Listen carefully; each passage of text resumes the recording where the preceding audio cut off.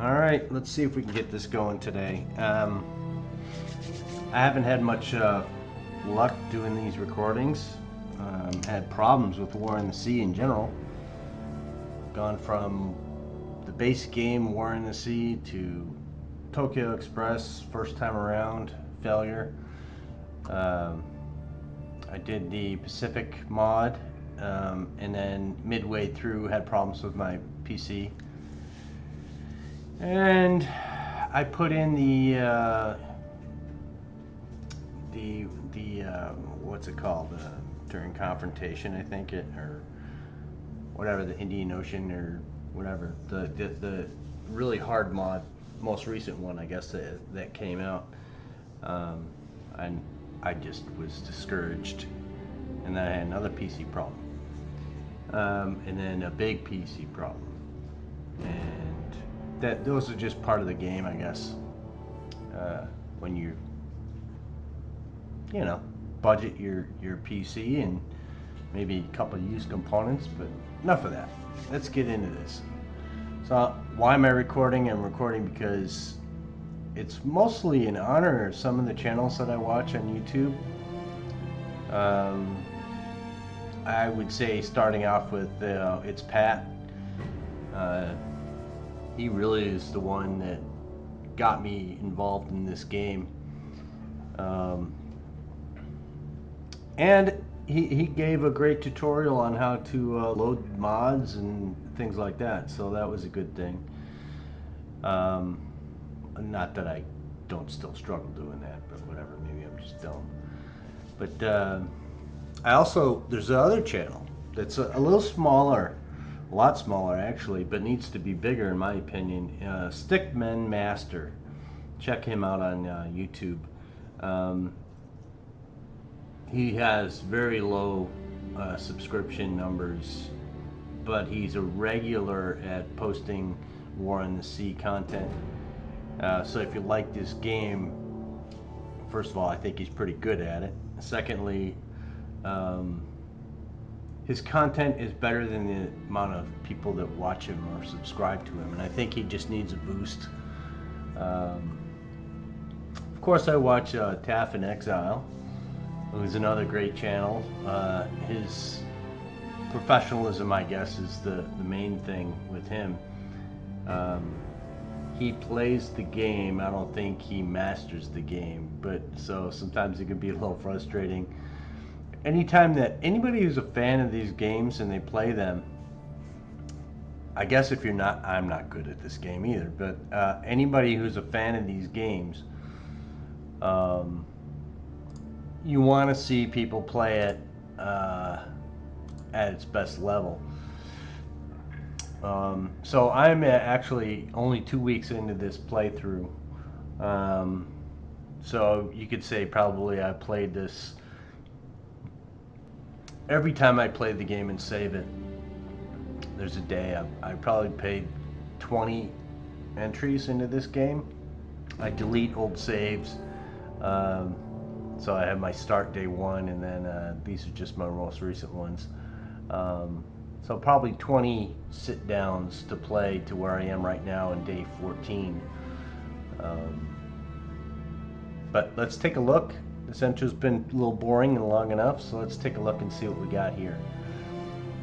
Again, I don't play this game perfectly, and I never claimed to be a master at anything, to be honest with you. I was, in fact, though, in the United States Navy for 20 years.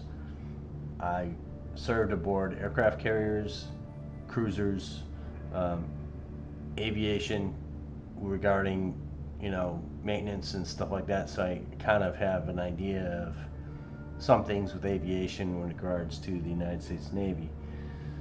I've always been a fan of World War II, as far as history buff kind of thing, and pilots and fighter wings and that kind of thing. So sometimes when I'm watching people play these games, it gets really frustrating because I see people like waste entire air wings, and I personally think of the game life, those crews that just get wasted and say, well, it's okay, we could just go back to the main port and restock our air wing and whatever. But attack formations and things like that, I think, are pretty important. Risk whether not to risk crews.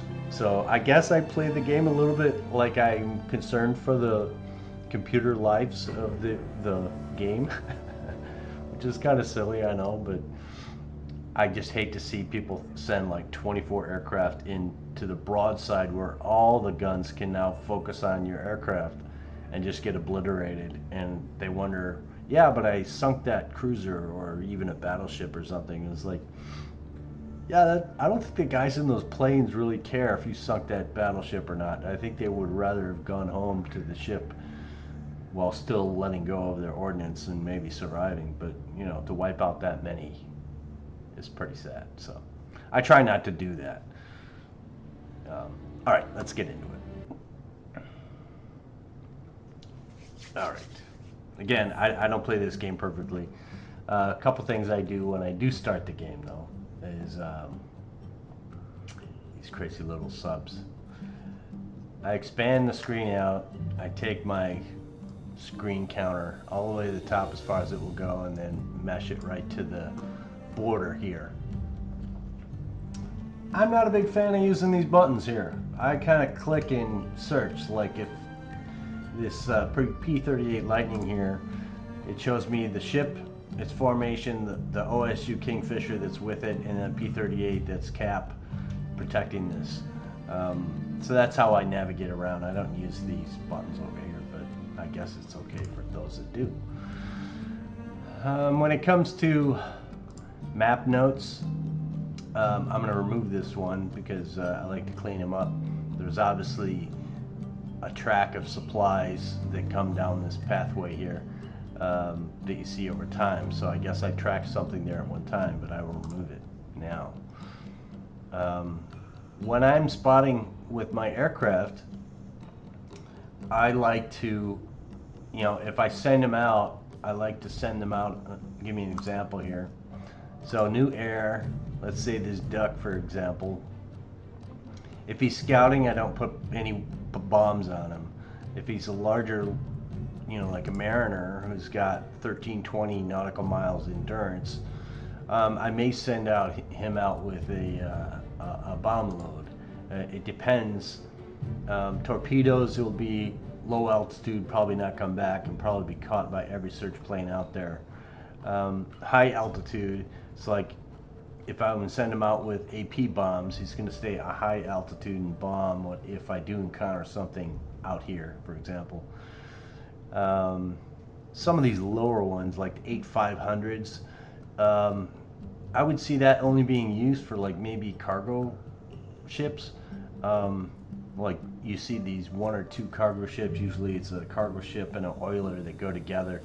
That would be something that would be capable of a good hit and destruction without, one plane maybe. Anything bigger I would be willing to drop bombs on would be like a cruiser or battleship that would require AP to get through the deck armor. So that's why I would send them out with ordnance. If it's just scouting, I would send them out with none, and then his endurance goes up quite a bit on this mariner, for example. A duck, he carries two 100-pound bombs. It's not going to do anything to any ship except for maybe a submarine. The chance of hitting him with two bombs, 100-pound bombs, is not very good in general. This thing moves so slow, it's probably going to get shot from a surface submarine and then just be a waste of time. Now, depth charges, on the other hand, if you send them out in pairs, like escorting around supply ships, or even a carrier, this would be something that if you were in groups of maybe 4, you could potentially use them to depth charge recently at the initial engagement of a subcontact that maybe as soon as you get into the contact, it's already launched its submarine or torpedoes at you. A 4 set of ducks could probably, not ducks, most likely kingfishers maybe, but these guys could probably help take out one of the subs. A lot of times the IJN, they attack in groups of three subs. That's probably game mechanics. But if you had 3 of these airborne using cap with depth charges, that might help you a little bit more than just duck in the air, circling around your convoy with no defensive or offensive capabilities. And if any aircraft come in, it's just going to get shot down. So I try to use the game to actually benefit something. You know, if it's in the air, it's going to have some type of purpose. Okay, when I enter the game, and this might be a cheat, but yeah, I'm going to highlight this submarine with a pin.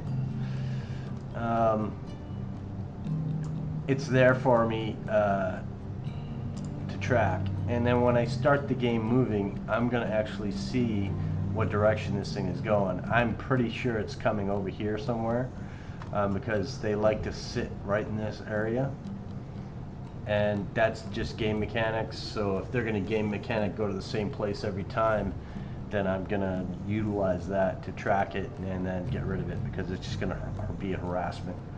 Kind of like anytime you send up a search plane, it gets attacked by any random search plane and just slows down the game.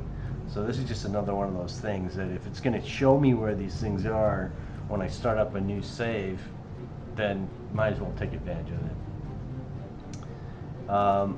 Also, engagements in the air in this TTE mod, they are more frequent. They are a hassle. I do, as Pat would say, cheese out of them. And then if there's a group of planes, you know, I will maybe circle and just eliminate that contact that's harassing my aircraft, because it just slows down the game. Anytime I send out a, we'll go to this guy here. So this is an Australian small group. There's a CA, the Hobart, and then smaller ships that I use to just drop very small amounts of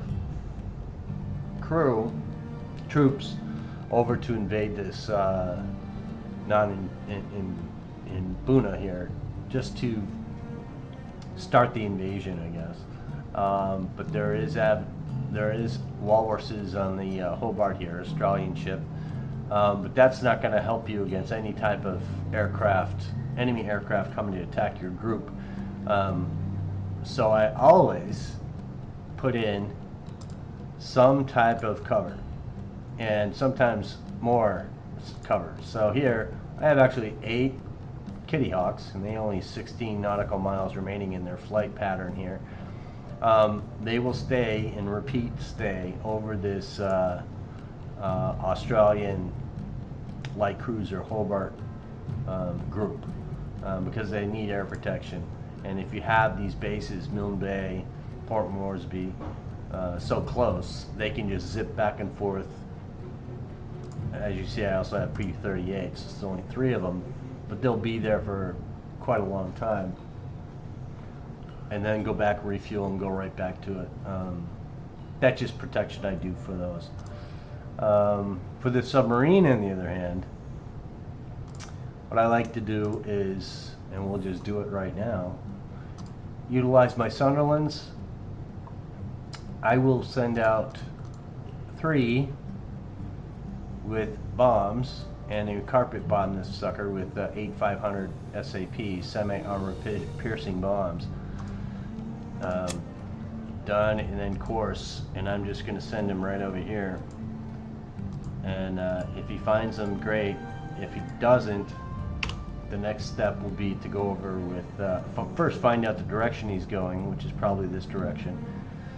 I of course don't want him to investigate this Barnes and her supplies and troops, which looks kind of what's going to happen if I just let this sucker go.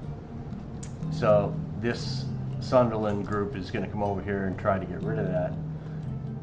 again, what happens is when you come in from a new save, it'll just automatically appear somewhere here. You never catch them coming from their origin, which is game mechanics as well. But the goal is to get rid of these submarines because all they do is slow down the game. Each submarine kill gives you, I think, 2 command points in this level. I'm not playing at a hard level. I just like to play the game, and I you know, like for example, duds for torpedoes.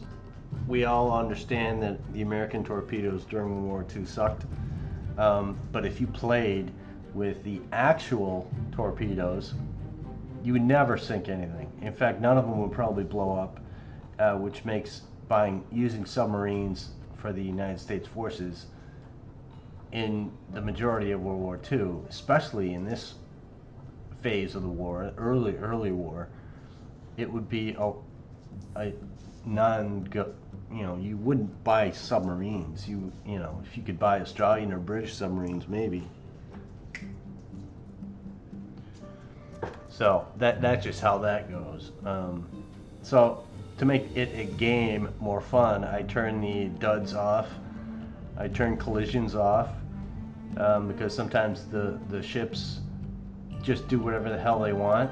Sometimes if you tell one ship to do one thing and you haven't broken them properly, they will actually do something really bad that can damage your own ships. And if you had competent captains and navigators on those ships, they wouldn't do that. There are instances in World War II and later where ships had collisions and people died and things like that, but it was a rare thing. It wasn't common. In this game, it could be very common just because of the fog of war, if you will. But I'm going to just say that I turn off collisions because I think it's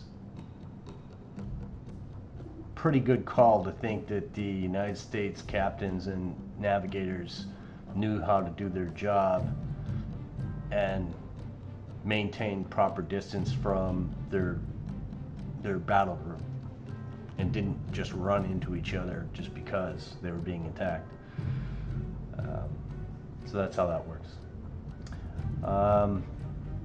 Another thing about this game I like is that when you take over like these string of islands here, you know, Vela Vela, Kolombangara, New Georgia, Russell Islands, these assist with your battle goals, but they also assist with your rules to increase your points. So instead of just going and winning the game, if you will, I like to try to play it different ways to see, you know, how high I can get this airfield up to. Do I want this to be a refueling or rearming location? As you can see here, I haven't decided to do that and make that a shipyard, but I may later on. It has to be a level 3 to rearm. As you see here, this one is, I've made a 3, so it is refueling, repair, not repair, just rearming location. But eventually this will be up to a level 3 as well, airfield, because this one has fighters, and these lightnings are pretty menacing in the game. I trade in the air Cobras for some bowfighters, not Beauforts, bowfighters, because I think they're probably just as menacing as the P-38 Lightnings. Beauforts are, I don't think their bombs are, you know, one 2,000 pound bomb or one 1,600, and yeah, it just, to me, it's not worth it at this level of the game in the mod. Yeah, they get shot down too easily. They're not fast enough to run away from fighters, enemy fighters, that is. So, okay. Yeah, so that's 20 minutes of recording, so I'm going to just stop the recording right now and post it, and then we can go on to another recording of gameplay. So, I'll be right back.